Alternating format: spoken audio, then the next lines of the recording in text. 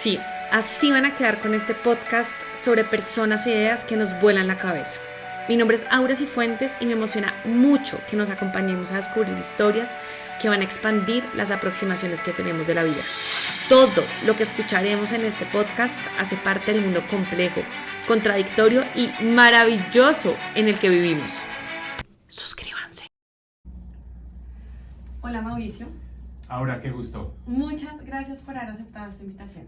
No, estábamos en mora de hacerlo y me encanta la idea de hacer parte de tu programa. La verdad que me siento súper honrada y siento que muchas de las cosas que vamos a hablar yo las tengo pendientes, incluso por tiempo, porque aquí la agenda es muy pesada, no hemos podido hablarlas, así que me emociona mucho por tener esta Y conversación. aprovecho para decirle a los oyentes que no tengo ni idea de qué me vas a preguntar, no hemos preparado, no hemos planeado, de manera que esto va a ser así un poco Muy espontáneo. en caliente. Sí. ¿Dónde estamos? Yo siempre le pregunto a mis invitados en dónde estamos para que la gente que nos escucha, eventualmente a la gente que nos ve, se puedan ubicar también como... Muy bien, estamos en la Universidad de Columbia, en particular en la Facultad de Asuntos Internacionales, SIPA, el School of International and Public Affairs, internacionales y públicos. Estamos en mi oficina, dentro del edificio de SIPA, que es una oficina de un profesor cualquiera, es una oficina muy sencilla, muy simple, y es una oficina que tiene un estante para libros que está totalmente desocupado porque yo decidí no traer libros porque ya me aburrí de trastear con libros de un lado para otro, entonces todos mis libros están en Bogotá. Totalmente. ¿Cómo llegas tú a Colombia? Porque además, obviamente ahorita tienes este cargo, pero lo que yo entiendo es que antes ya eras profesor. Sí. Bueno, yo salí del gobierno en agosto del 2018, después de un largo periodo de servicio público, estuve 7 años seguidos en el gobierno del presidente Santos. Quedé ahí en el aire, no tenía planeado ni le trabajé a ver cuál iba a ser el siguiente paso. Simplemente el 8 de agosto del 2018 me puse a pensar qué voy a hacer. Y tenía un buen amigo, y tengo un buen amigo que fue profesor aquí en Colombia, una especie como de decano de los economistas latinoamericanos que se llama Guillermo Calvo. Guillermo Calvo ya se retiró, entre otras cosas, de ser profesor aquí en la Universidad de Colombia, pero lo llamé y le dije, bueno, me encantaría ir a dictar un curso a SIPA. Y él muy amablemente puso en marcha toda la gestión y 6 meses más tarde yo ya estaba acá dictando una materia para la administración, para la maestría en administración pública sobre política fiscal, que era exactamente lo que había hecho en los últimos años de mi vida. Entonces, O sea, cualquier persona que estuviese en algún MPA podía ir a haber... tomar, exactamente, era una electiva. Fue fascinante, me encantó volver a las aulas, preparar esa materia. Entonces la dicté 2 veces en un semestre, el semestre siguiente, y ahí enganché con un centro que existe aquí en la Universidad de Columbia, que es el Centro de Política Energética Global, que lo dirige Jason Bordoff. Bordoff muy amablemente, cuando vio que yo estaba de profesor visitante dando esas materias, me invitó a que mi oficina, mi sede, mi base operativa estuviera allá en el centro, y ahí conecté con ellos, y tan pronto dejé de ser profesor visitante, porque uno no puede ser profesor visitante por más de un año, él ya me buscó para que yo hiciera parte del equipo de investigadores del centro, y eso generó una conexión donde estuve el 2020, el 2021, el 2022, pasé pues toda la pandemia trabajando a distancia porque pues estaba en Bogotá, Claro. pero con esta conexión con la universidad y particularmente con el Centro de Política Energética Global. En el 2022 surgió la idea de que SIPA iba a montar un nuevo programa, una nueva maestría, que es la maestría de la que tú haces parte, y que nos sentimos muy afortunados de que tú seas estudiante de la primera cohorte de esta maestría, que es una maestría en administración pública de 1 año para estudiantes que ya hayan tenido una experiencia profesional relevante. Relevante quiere decir no solo en tiempo, 8 o 10 años, sino que han hecho cosas interesantes, importantes, porque normalmente la maestría en administración pública toma 2 años, pero al ser este grupo que ya está más avanzado, que ha hecho más cosas en la vida, ese programa se reduce a 1 año. Entonces SIPA estaba buscando un profesor para dirigir esa maestría, y pues mi amigo Jason Bordoff, que ha sido siempre como un gran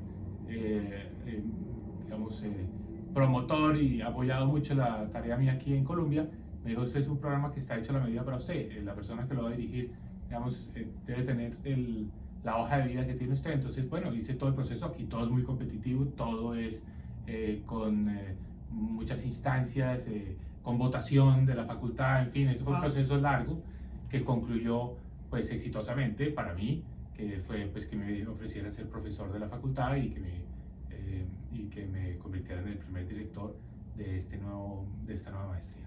Total. ¿Qué implica que sea un MPA de un año con un enfoque en liderazgo? O sea, ¿por qué tenían como ese deseo de que tuviese ese foco en, además, liderazgo global, ¿no? Sí. Que es como el apellido de la maestría. Mira, bueno, lo primero, buscar un grupo de estudiantes no muy grande, porque la clave de este programa es que sea muy de nicho.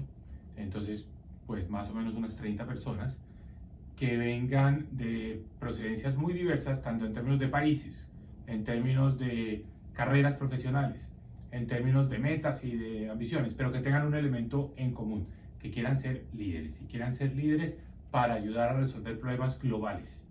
Eso no quiere decir que salgan de acá para ser funcionarios del Banco Mundial o de las Naciones Unidas, no, de eso no se trata. Puede ser personas que van a ir a trabajar en lo local, o en las ONGs, o en el sector privado, o en los gobiernos, pero siempre con un interés en los problemas globales, en los problemas, digamos, que trascienden las fronteras. Entonces, la idea de este programa es formar líderes que tengan esa visión internacional, que tengan una dimensión global, pero que al mismo tiempo desarrollen una serie de habilidades que son necesarias para poder influenciar, para poder generar cambio, para ser agentes de cambio. ¿Qué quiere decir? Que no solo es el conocimiento, no solo es la parte académica, sino también es un poco esa experiencia, digamos, más vivencial de ser personas que comunican bien, que son persuasivas, que tienen capacidad de llegarle a la gente, que tienen capacidad, digamos, de mover ideas, que es lo que les da ese carácter de líderes. Sí, de acuerdo.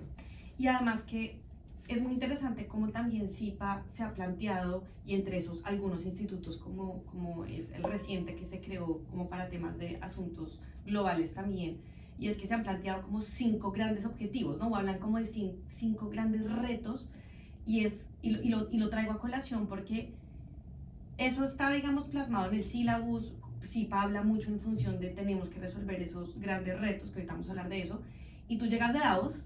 Sí. Y nos cuentas las conversaciones que escuchaste, las tendencias, las proyecciones, y son muy similares. Así ¿no? es. O sea, esa sombrilla, sí. ¿por qué sale esa sombrilla también como esos retos tan puntuales? Mira, yo creo que también coincide un poco con un cambio de liderazgo aquí en CIPA. CIPA pues es una facultad que lleva muchos años, de hecho es una facultad que ha tenido una tradición enorme en formar personas en Colombia, ha habido como mucha cercanía entre CIPA y Colombia, muchísimos colombianos muy influyentes. Totalmente. Que se han entrenado aquí en CIPA. Entonces, bueno, CIPA es muy conocido. Cuando llega la nueva decana, que coincide con el momento en el que iniciamos nuestro nuevo programa, nuestra nueva maestría, ella tiene una muy buena idea y dice, mire, en CIPA hay de todo, en CIPA hay expertos para lo que uno quiera. CIPA es una facultad donde normalmente se ofrecen 300 cursos. Sí, es una locura. Al año, o sea, sí, y tú puedes escoger cursos en el tema que quieras, desde los temas de relaciones internacionales, de política global, de macroeconomía, de temas energéticos, de temas ambientales, de derechos humanos, lo que tú quieras. Entonces, y ella dice, bueno, necesitamos organizar un poco este trabajo que hacemos en CIPA para explotar un poco más las sinergias entre los diferentes profesores y entre los diferentes programas y entre los diferentes, digamos, grupos de interés con los que tiene vínculos CIPA. Y organicemos esto alrededor de 5 grandes desafíos globales, ¿no? Y entonces vamos a tratar de que todo que converja y que cada iniciativa, cada curso que hace CIPA, pues esté orientado en alguna dirección hacia esos 5 grandes desafíos globales. No, pues no me vale la pena porque nos alargaríamos mucho entrar en esos grandes desafíos globales, pero uno de ellos, por ejemplo, es los ataques a la democracia. Cómo la democracia está teniendo una embestida muy fuerte porque están cada día surgiendo más gobiernos autocráticos donde también se está viendo la manipulación de la información, la desinformación para tratar de influir en las elecciones, especialmente en un año como este donde tenemos elecciones en los países más grandes del mundo. Más o menos el 40% de la población mundial este año va a tener elecciones. Estados Unidos, India, Indonesia, México, la Unión Europea, bueno, Sudáfrica. Entonces, el tema de democracia y cómo hacer que la democracia sea más resiliente, para usar, digamos, ese término, es uno de los 5 grandes desafíos globales.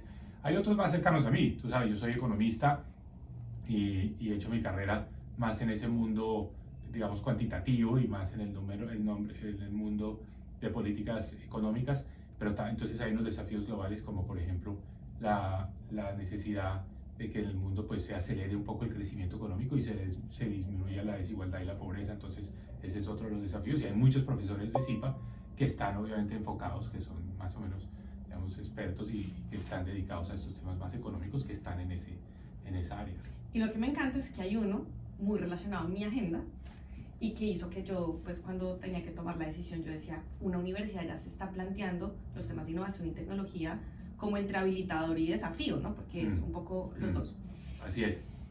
Quiero hacerte una pregunta, y es, entonces en esto, como estos grandes desafíos y lo que tú nos presentabas de como balance de Davos, y que sé que en otros espacios has hablado de eso, yo no podía parar de pensar escuchándote, ¿qué hace uno? Es decir, tú estás como estudiante en tus 30s, que es como un poco, todos estamos como en la época de los 30s, por así decirlo.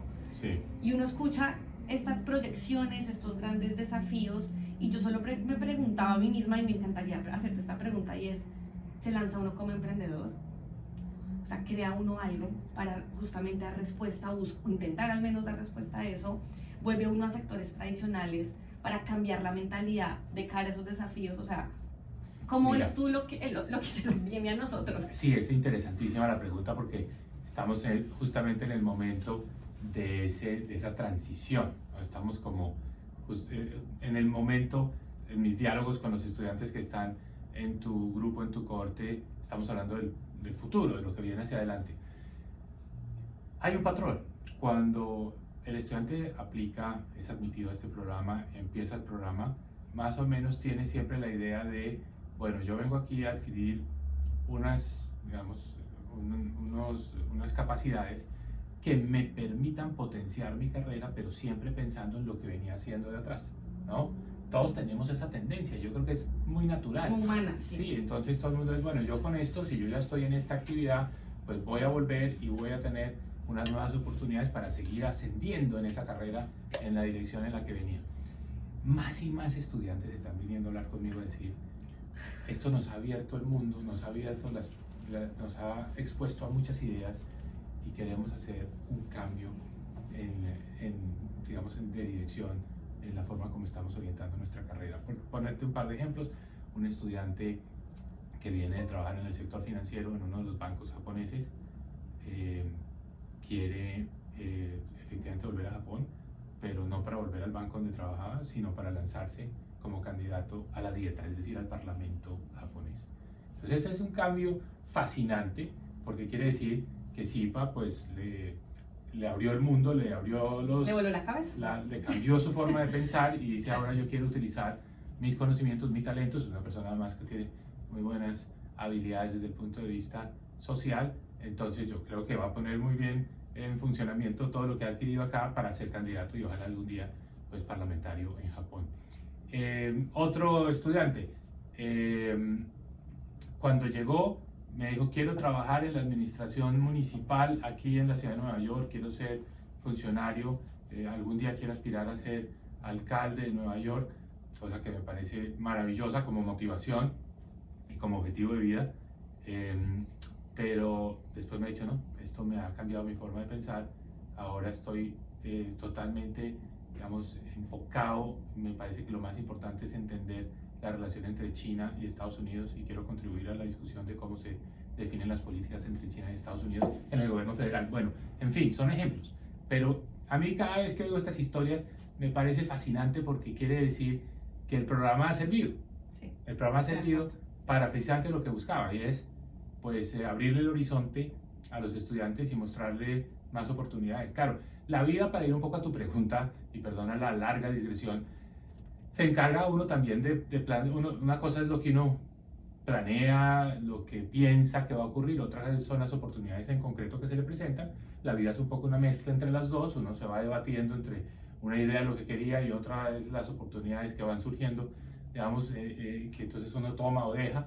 La vida se va dando de esa manera un poco más aleatoria, de manera que pues no sabemos en un par de años dónde van a acabar los estudiantes, pero lo que sí sé es que van a mirar hacia atrás y van a decir, el paso por CIPA ese año, que es muy corto, por cierto, que se pasa muy rápido, ese paso por SIPA pues fue fundamental, no solo por el conocimiento, no solo por los contactos, no solo por haber sido parte de esa cohorte que se ha integrado muchísimo, porque parte de todo el trabajo de esa maestría es el aprendizaje que hay entre los mismos estudiantes, porque como son personas que ya tienen experiencias de sus pares, que cuando miren hacia atrás y vean todo eso, pues todo el mundo diga sí, valió la pena.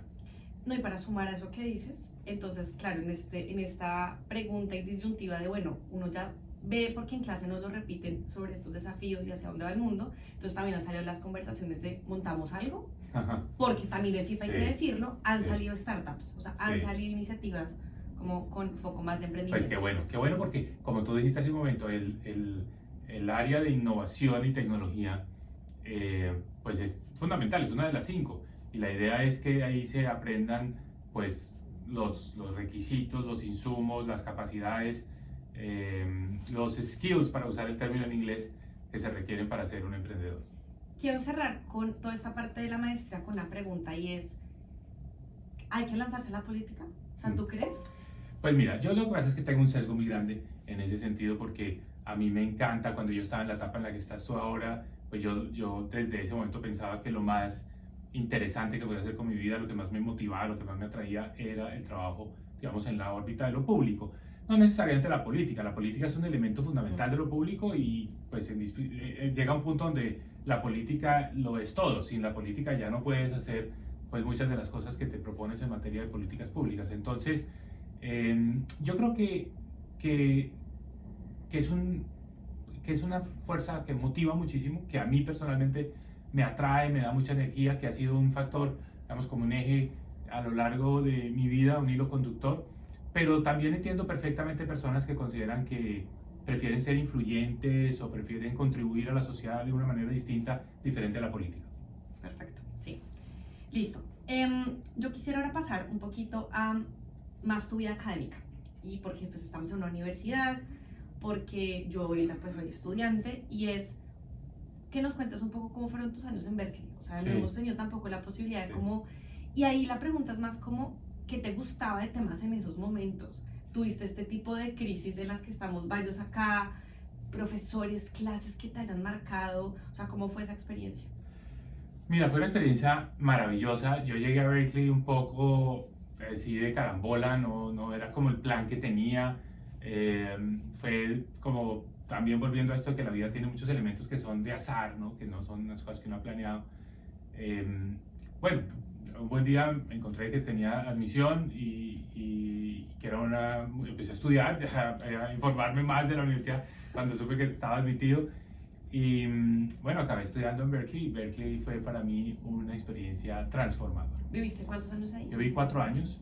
Estuve del 87 al 91, o sea, ya hace bastante tiempo. Estuve muy dedicado a mi doctorado, o sea, fui un estudiante que hizo todo como muy, no, como nerd. Sí, entonces por eso logré sacar mi doctorado en 4 años. Estaba muy clavado, estaba soltero, entonces eso también ayuda.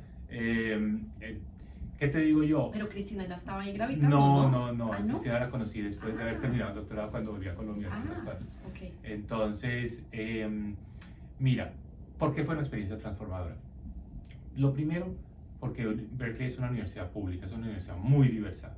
Es una universidad donde estás expuesto a una diversidad muy distinta de la que yo venía, porque yo venía de haber hecho el pregrado en la Universidad de los Andes, una universidad privada. Entonces, para mí fue muy bueno haber estado en una universidad pública, una universidad muy internacional también, pero sobre todo una universidad excelente, o sea, una universidad que en muchas disciplinas está entre las 5 mejores en los Estados Unidos. O sea, una de las cosas que se decía en Berkeley es que hay 30 departamentos que son en su campo cada uno de los 5 mejores en Estados Unidos. Esto es cierto en física, esto es cierto en estadística, en ciencia política, en historia, en economía, donde bueno, es increíble el ambiente por la excelencia. Pero al mismo tiempo, por una tradición que venía desde los años 60, donde las protestas, digamos, frente a la guerra de Vietnam habían tenido como el epicentro en Berkeley. Berkeley es una universidad muy liberal, muy abierta. Entonces, eso también fue muy bueno en mi formación. Una formación, digamos, que que es muy de estar abierto a las nuevas tendencias. Se dice mucho que en Berkeley las cosas pasan 10 años antes de que surjan en el resto de la sociedad. Entonces, por decirte algo, en los años 80 del siglo pasado, que es cuando yo estudié, 87, 91, en Berkeley lo que se discutía era si en las residencias de estudiantes casados podían vivir parejas del mismo sexo. O sea, esto es mucho antes, esto es 10 años antes de que esto se hubiera legalizado y que esto se hubiera convertido en tendencia en Estados Unidos, y 20 años antes de que este tema se hubiera vuelto importante en el mundo. Ya en ese momento era lo que se discutía en Berkeley. Esto te lo pongo como un ejemplo de que es un ambiente muy progresista, Sí. muy de avanzada y se refleja todavía hoy, ¿no? sí, sí. Entonces mézclale diversidad, excelencia académica, ambiente progresista, ¿no? Es algo en un entorno geográfico maravilloso que es la Bahía de San Francisco, que es uno de los sitios más lindos que hay en el mundo. Entonces, todo suma. Conclusión, pasé 4 años maravillosos allá, y tú me preguntabas, tuve también una enorme fortuna porque tuve muchos profesores que son hoy, pues yo diría los referentes en la disciplina que yo escogí, porque esto del doctorado no es economía, pero cuando uno hace un doctorado en economía, muy rápidamente se tiene que enfocar en algunas áreas concretas, y yo escogí lo que más me interesaba, que era economía internacional y desarrollo económico. ¿Cuál era tu tesis? O sea, ¿tú qué? ¿Cuál? Yo trabajé temas que tienen que ver con cómo manejar choques de países exportadores de productos básicos. Ya. O sea, tema que ha sido relevante desde todo el tiempo, que es cómo manejar los auges y las distorsiones de precios del petróleo, de precios del café, etc.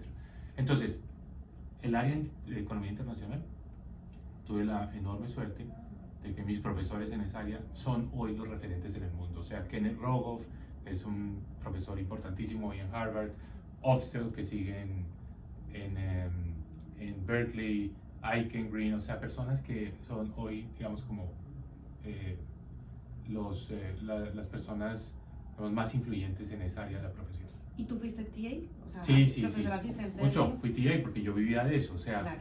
yo tuve una beca de la universidad que me eximía de matrícula, pero para vivir necesitaba ser profesor asistente. Y fui profesor asistente casi todo el tiempo. Y fui profesor asistente de profesores con los que tengo todavía muy buenas relaciones. Hofstede, por ejemplo, que lo mencioné ahora, Jeffrey Frankel, que es profesor de Harvard, fui su TA. El otro día estaba en una comida aquí en SIPA y se me sentó al lado una profesora y me dijo: usted no se acuerda de mí, pero yo fui su alumna cuando usted fue TA en Berkeley. Ya hoy es profesor aquí en Colombia. Uy, qué gran anécdota. Sandy Black. Lo máximo. Sí. Bueno, me encanta. Pasemos a carrera pública. Ministro 4 veces y con tela de desarrollo económico, un ministerio Sí, sí. ese Que ya no existe. No, ya no existe, pero cuenta. Cuenta, ¿verdad? Sí, exacto. claro. Y director del DNP. Sí.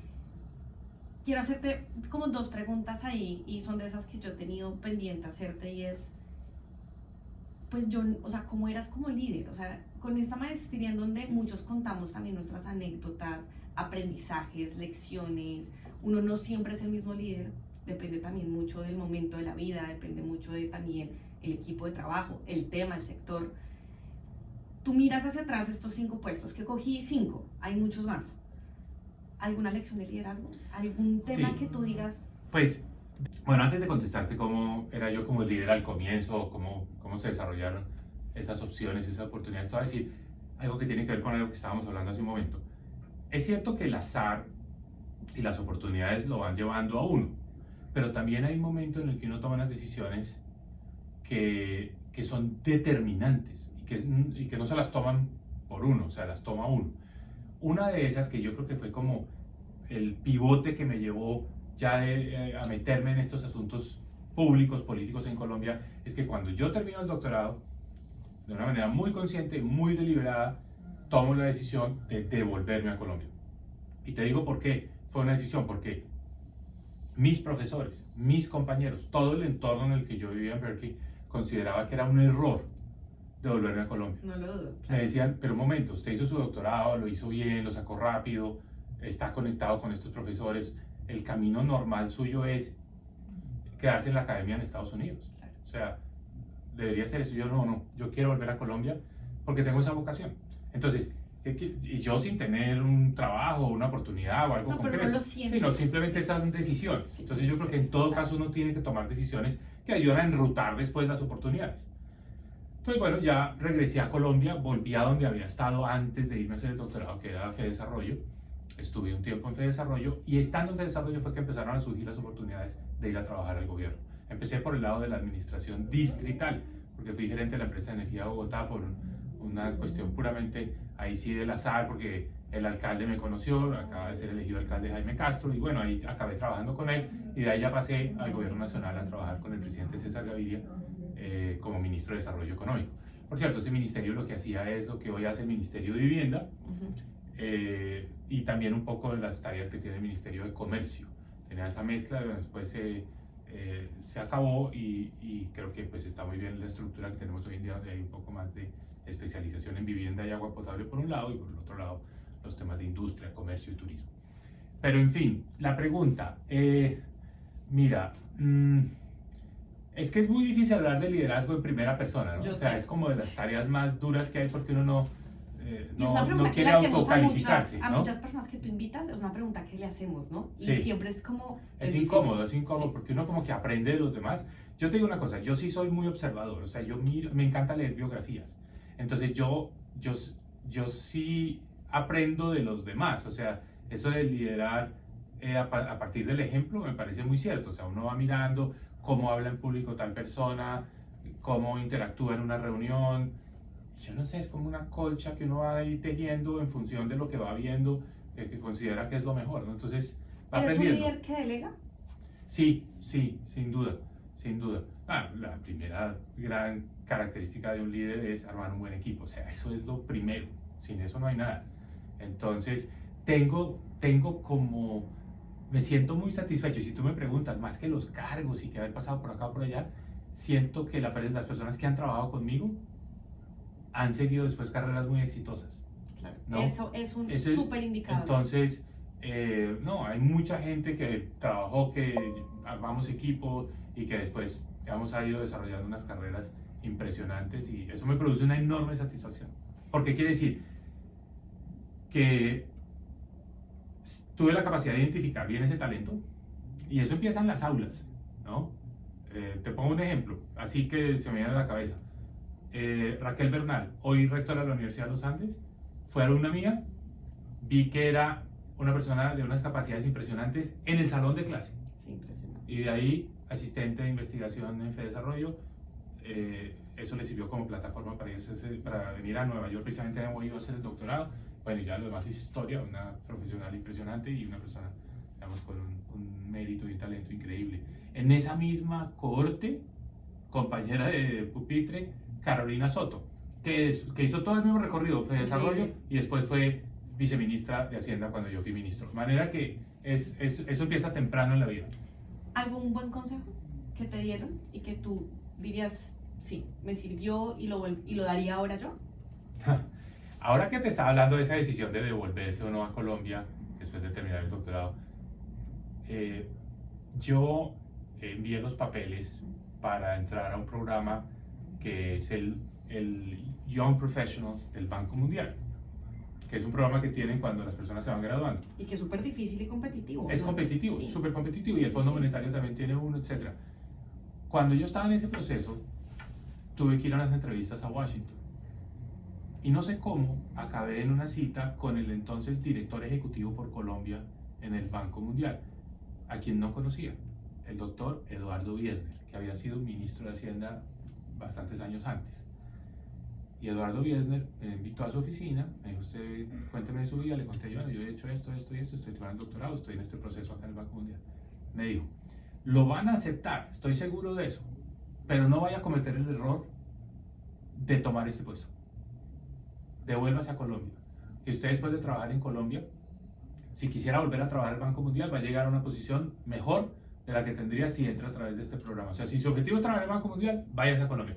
Me pareció un muy buen consejo, me dio pues como más fuerza. Yo ya estaba en la idea de que me iba a volver a Colombia. Claro. Nunca volví a trabajar en el Banco Mundial, por cierto, nunca he trabajado en el Banco Mundial, pero adelanta el reloj, y un día estoy yo enfrente de un auditorio donde hay 3.000 personas, donde está todos los ministros de Hacienda, todos los presidentes de bancos centrales del mundo, y yo soy el presidente de la Asamblea de Gobernadores del Banco Mundial y del Fondo Monetario Internacional, habiendo hecho la carrera en Colombia. Maravilloso. En Colombia. Me parece un gran consejo, sobre todo porque creo que si uno tiene vocación, uno puede generar una carrera con muchos como insumos, aprendizajes, cargos que sumados le abren a uno puertas a esas organizaciones internacionales que de pronto cuando uno es joven uno siente que esta es la única oportunidad de la vida para poder estar. Sí.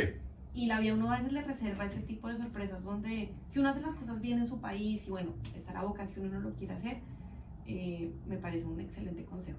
Sobre todo porque mucha gente lo que a uno le dice cuando está uno afuera es que se va a devolver. Sí. ¿No? ¿A qué? Sí. Ni siquiera solo por quedarse en la academia, es bueno, un poco fracasomanía, ¿no? Allá no hay nada para hacer, ¿no? Sí. Y por cierto, que eso que a mí me parece que es como un sesgo casi que natural, cognitivo que tiene la gente que piensa, no, las oportunidades van a ser mucho mejores por fuera de Colombia. Yo no sé, pero más y más y más oigo que la gente utiliza como ejemplo y como referente para algo.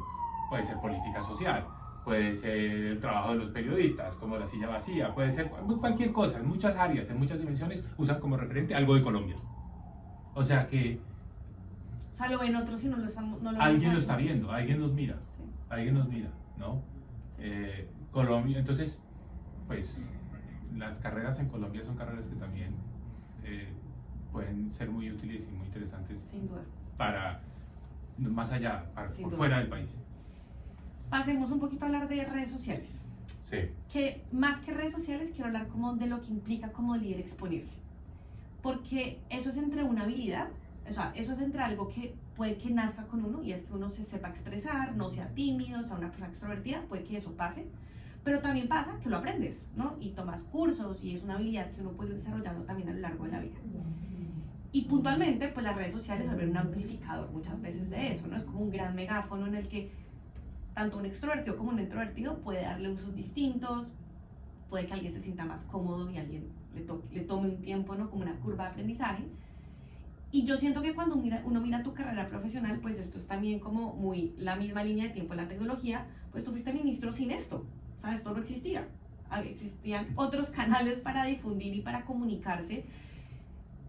Y hoy tú tienes mucha presencia en redes. ¿Cuál es el gran aprendizaje de eso? O sea, porque hoy además también tienes un programa en el que hablas, y estoy hablando más de redes tipo sociales, pero tienes la columna de opinión igual, ¿no? Que ahí se hace también, pues, haces afirmaciones, puntos de vista y demás.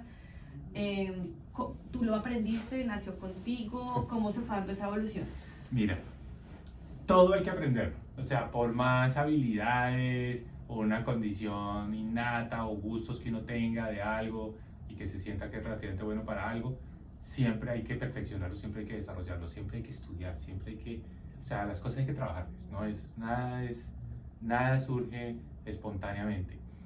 A mí las comunicaciones me han gustado, o sea, a mí siempre me ha parecido, me gusta hablar en público, me gusta pararme en un escenario, desde que estaba en el colegio. Entonces, digamos que eso, yo digo que es, pues, sí, es algo que de Que ya pronto tenías era ya natural, sí. trabajado. Sí. Fui el que dio el discurso de grado en el colegio, en fin, ese tipo de cosas. Pero el aula, el salón de clase, me ha ayudado muchísimo. Y yo empecé a ser profesor desde muy temprano, como monitor en los Andes y después profesor en los Andes antes de hacer el doctorado. El salón de clase ayuda muchísimo. O sea, el salón de clase, pues, lo vuelve a uno más didáctico, lo vuelve a uno más claro. Eso ha sido un gran Te enfrentas entrenamiento. a preguntas difíciles. Te enfrentas a preguntas difíciles, ese ha sido un gran entrenamiento. Pero tampoco es suficiente, ¿no? Entonces, porque hay más escenarios que también son bastante complejos, Muy retadores. muy retadores. Entonces, yo siempre he estado en ese proceso de aprendizaje, o sea, aprendizaje, como te decía hace un momento, viendo los que considero son los maestros en hablar en público. Me gusta mucho, por ejemplo, Obama, me gusta mucho Clinton, ¿no? Son personas que miro muy de cerca cómo se expresan, cómo se mueven, cómo se paran. También de tiempo en tiempo he oído expertos, ¿no? Porque siempre uno tiene cosas que mejorar. No lo dijimos, pero en el programa Sí. hubo una semana intensiva de eso. Así es, así es. le creo muchísimo a eso. Sí. O sea, la gente que piensa que eso es perder el tiempo y que entonces me van a poner a desarrollar la voz y Lenguaje corporal. lenguaje corporal, no, eso es importantísimo y no para ser político, pues para ser político obviamente, pero es importantísimo para en una junta directiva, el presidente de una compañía, digamos, con su equipo, con su gente, esas son las habilidades que se requieren. Ser buen comunicador, digamos, son necesarias son habilidades necesarias en muchos escenarios, en prácticamente todas las dimensiones de la vida. Entonces, hay que estudiar, hay que aprender, hay que mirar a los mejores, hay que ser consciente de los errores de uno. Esa es la parte más dura, porque entonces tú tienes que hacer algo como grabarte, oírte, mirarte con alguien más y te diga, esto no salió bien. Implica ser vulnerable. Sí, entonces tienes que estar expuesto a la crítica, tienes que tener gente que te ayude también a mejorar. Pero bueno, es una mezcla de todo eso. ¿Cuál es tu red social favorita? Pues mira, yo ahora estoy tratando de desarrollar más el YouTube. Muy bien. Es como el canal que le estoy apostando a crecerlo, porque siento que yo mismo como usuario muchas veces caigo ya a YouTube porque quiero ver algo, quiero no. No, y el mundo, o sea, lo visual está... Sí, estuve en Davos con el CEO de YouTube. Increíble. Y me pareció increíble por lo que nos contó de lo que piensa que va a poder hacer esa plataforma hacia adelante. Entonces yo creo que es el canal que quiero potenciar más. Ahora, no podemos subestimar a Twitter, que con todos estos cambios y con que se volvió X, como que la gente le ha perdido un poquito de confianza, me parece. Pero bueno, sigue siendo la red donde yo tengo más seguidores, entonces pues es como la red también con la que me puedo comunicar más. Y Instagram me gusta, no he entrado todavía en TikTok, esa es mi tarea siguiente. Importante. Tengo que entrar en TikTok, entré a TikTok a través del programa que tenemos con Mauricio Reina, pero es solamente para ese propósito, para promocionar nuestros diálogos con Mauricio Reina. En fin, LinkedIn también juega un papel. LinkedIn cada vez más... y mucha gente la subestima. Yo creo que es un error. Yo mismo. Yo por mucho tiempo nunca le paré bolas a LinkedIn, ¿no? No, hay que cuidarla. Y es una red, mira, en Davos, mucha gente me dijo, no, tranquilo, yo lo busco por LinkedIn.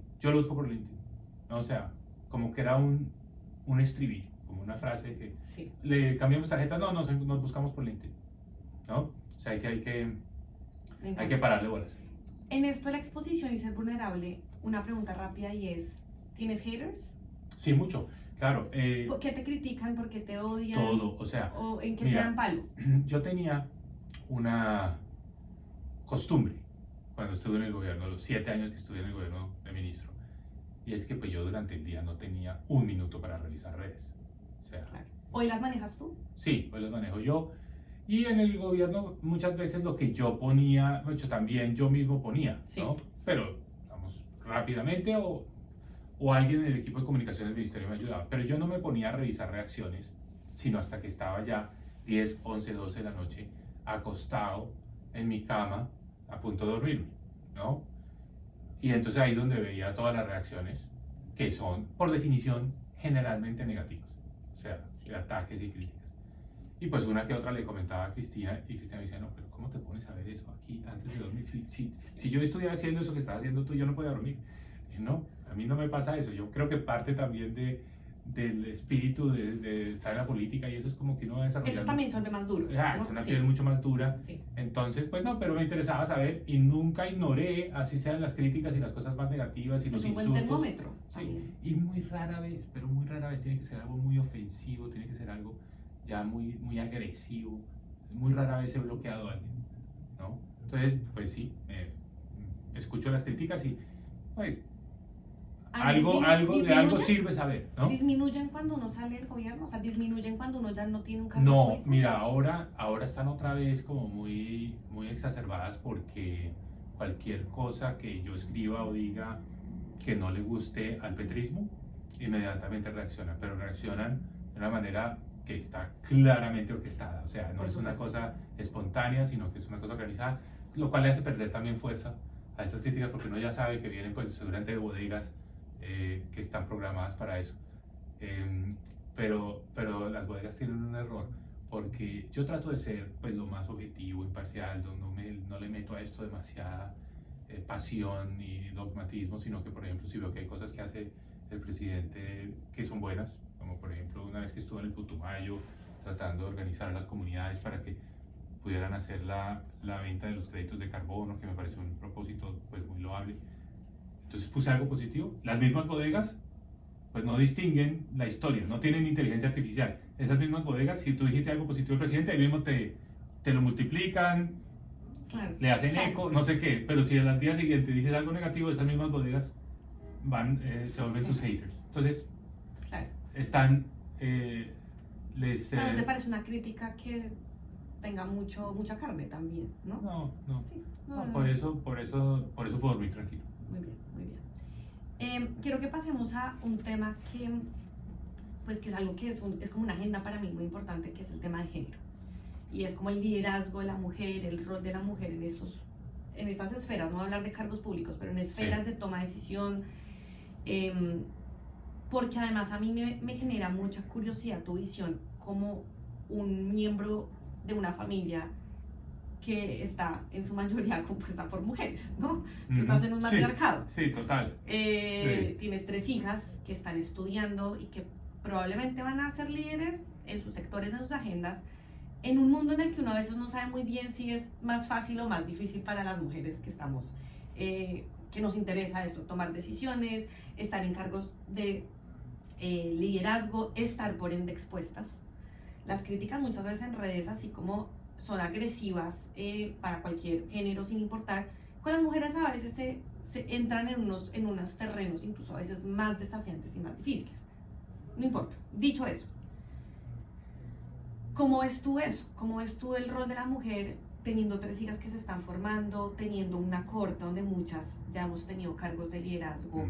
Queremos eventualmente tener otros, y muchas veces cuando estamos en espacios seguros compartiendo anécdotas hay cosas de género duras, ¿no? Porque ahí también se rompen techos de cristal y demás. Y tú además, y cierro con esto porque quería hacerte esta pregunta, tú nos contaste que en Davos estuviste en una charla donde era una mujer la que hablaba. Me parecería chévere que nos contaras un poquito de eso y que hace gratamente sorprendido. ¿Cómo ves eso? Muy bien. Bueno, tal vez empiezo por esto último. No sé si hice referencia a esto, pero precisamente fui a un panel en Davos solo de mujeres para los temas de equidad de género. Y en ese panel pues había muchas mujeres muy importantes y muy influyentes, cada una contando cómo estaba enfrentando los temas de equidad de género en su órbita, en su campo. Y la razón por la que fui fue porque hablaba entre las mujeres una mujer que admiro profundamente, que es la ministra de Hacienda de Indonesia, que fue colega mía cuando yo fui ministro de Hacienda, sigue siendo ministra de Hacienda de Indonesia, ha sido 2 veces ministra de Hacienda, Sri Mulyani. Y ella pues contó cómo impulsaba desde el Ministerio de Hacienda, que es una pregunta más difícil porque el Ministerio de Hacienda Claro, probablemente no tiene tanto que ver con el tema de género, pero cómo desde el Ministerio de Hacienda impulsaba la agenda de equidad de género. Y una de las cosas que dijo que me llamó más la atención es cuando haces el presupuesto del gobierno, es bueno marcar todos los rubros del presupuesto en función, pues no, primero el obvio de toda la vida, cuánta plata, ¿no?, en cada rubro. La otra columna es el impacto en términos de emisiones de gases de efecto invernadero, ¿no? Y hay una columna y es si esa línea del presupuesto agrava, es neutra o disminuye las desigualdades de género, o sea, como saber si esas líneas del presupuesto tienen algún impacto sobre la equidad de género. Por eso aquí se referencia a ese panel. También te diría lo siguiente, el tema de equidad de género es, ahora que estamos hablando de Davos, está presente en todo en Davos, o sea, hoy en día es ya un estándar, sí. Algo que se vuelve muy muy importante, y esto pues ya es un hecho en todo el mundo en términos de participación, exposición, en los foros, en los paneles, etc. Pero entonces de aquí salto a la parte ya más personal mía.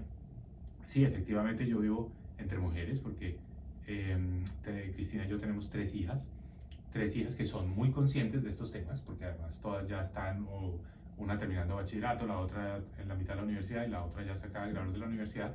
Entonces ellas me han ayudado mucho a mí, ¿no? Me encanta. Ellas me ayudan porque me corrigen. Ese es el punto. Uno siempre necesita a alguien que lo corrija, No, y que tenemos que lo sesgos también, hay que que- desaprender. ¿no? Hay que Entonces desaprender. cualquier cosa que uno dice o hace que uno inconscientemente está repitiendo, perpetuando, reproduciendo algún patrón de desigualdad, entonces lo corrigen, eso me gusta mucho.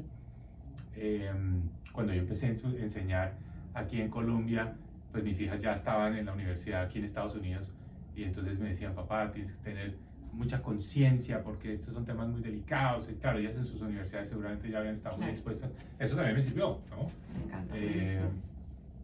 Entre otras cosas para no asumir el género. Ahora estamos hablando de equidad de género, pero el primer punto es no asumir cuál es el género de la gente. Exactamente. ¿No? Totalmente. Entonces, en fin, Cristina, mi esposa, está ahora terminando su doctorado, acaba de terminarlo, se gradúa en marzo, hizo el doctorado en economía en la Universidad del Rosario. Y yo estoy muy contento. ¿Y por qué lo menciono? Porque ella suspendió su doctorado precisamente porque nos casamos y porque yo fui a ser ministro de transporte en ese momento. Entonces ella dejó su doctorado que estaba haciendo aquí en Estados Unidos, en Nueva York. Entonces yo creo que esos son temas precisamente de las cosas que de pronto hace 20 años o 25 años que nos casamos nosotros, pues pasaban, ¿no? Que una mujer dejaba de terminar un doctorado porque su marido iba a tener un cargo. Yo estoy muy contento y la he apoyado e impulsado muchísimo a que ella, que era una tarea que se le había quedado pendiente, pudiera terminar su doctorado. Me encanta saber esa historia. Además, Sí. porque efectivamente, y esto hay evidencia y datos, y es, hay un momento en la vida de las mujeres donde sea casarse o tener hijos, como que hay una pausa. Sí. Me dedico a mis hijos, ¿no? O tengo varios en Sí. seguidilla, y Sí. entonces como que si hay una pausa, y el retomar implica tener buenos coequiperos. Así es. Entonces, no es menor, no es menor eso que cuentas. Así es, así es. Y sabes que tienes toda la razón, porque esa pausa también estuvo asociada a, pues, el tener tres hijas, la Hijas, crianza. todo claro, eso. claro. Bueno, vamos a cerrar con unas preguntas cortas. Entonces, hay unas que son de sí o no, Ujú. y hay otras que son de una frase o algo corto, una respuesta corta. Primera pregunta. ¿Has rechazado ofertas para ser ministro? Sí, Te ponen estas dos opciones, solo puedes escoger una. Y es entre ser profesor o ser servidor público. No pueden ser las dos. ¿Con cuál te quedas? servidor público. Listo. ¿Esta es de sí o no? ¿En 2026 va a haber presidenta mujer en Colombia? Ojalá, pero no la vemos hoy. O sea, no, puede que esté, puede que exista, puede que esté ahí, pero hoy no es evidente hoy. Muy bien. ¿Qué quiere decir cuando tú dices que eres un apasionado por Colombia? O sea, eso, ¿cómo lo definirías? ¿Cómo se siente o cómo se ve? Mira, una cosa es leer el New York Times y otra cosa es leer el Tiempo. O sea, el New York Times lo leo y como que puedo mirarlo así como con cierta distancia. El Tiempo, ¿no?